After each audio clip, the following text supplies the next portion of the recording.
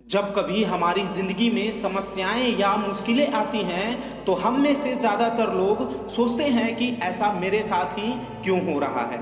यही सोच धीरे धीरे हमारे अंदर घोर निराशा पैदा करके हमारी जिंदगी को एक बोझ बना देती है। ऐसे में ज़रूरत है कि हम खुद पर भरोसा रखें और अपनी पूरी ताकत के साथ उनका मुकाबला करें, और ऐसा तब तक करते रहें जब तक उन पर विजय हासिल ना कर लें। आप सोचेंगे कि यह कैसे संभव है, लेकिन विश्वास कीजिए, जिंदगी में कुछ भी असंभव नहीं। अगर फिर भी विश्वास न हो तो इस वीडियो को अंत तक जरूर देखें। यह वीडियो एक ऐसे इंसान के बारे में है जिसे जानकर आपके रोंगटे खड़े हो जाएंगे। इनके समस्याएं और मुश्किलों को देखकर आपको रोना आ जाएगा। इनके समस्याएं के सामने आपकी समस्याएं और मुश्किलें कुछ भी नहीं, फिर भी इन्होंने हार नहीं मानी।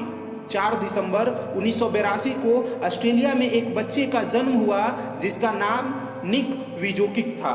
निक अन्य बच्चों की तरह स्वस्थ थे, लेकिन उनमें एक कमी थी। वे फोकोमेलिया नाम के एक दुर्लभ विकार के साथ पैदा हुए थे, जिसके कारण उनके दोनों हाथ और पैर नहीं थे।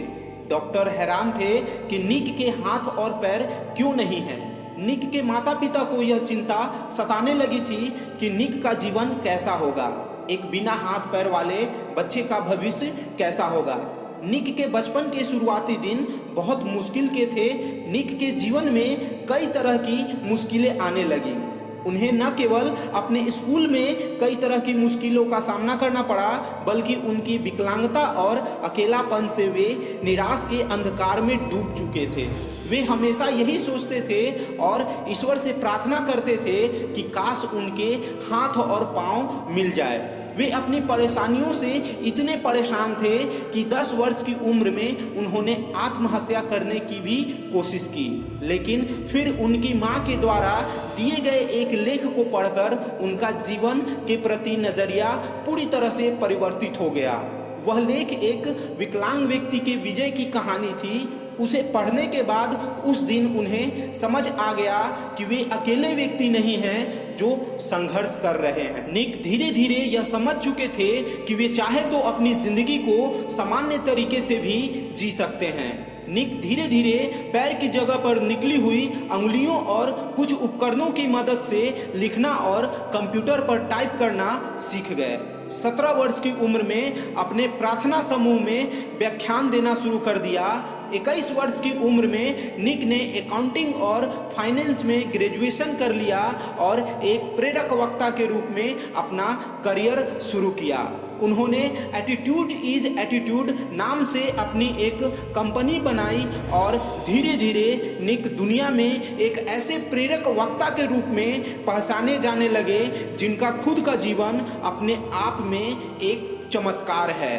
उन्होंने प्रेरणा और सकारात्मक का संदेश देने के लिए लाइफ विदाउट लिम्स नाम से एक संगठन बनाया।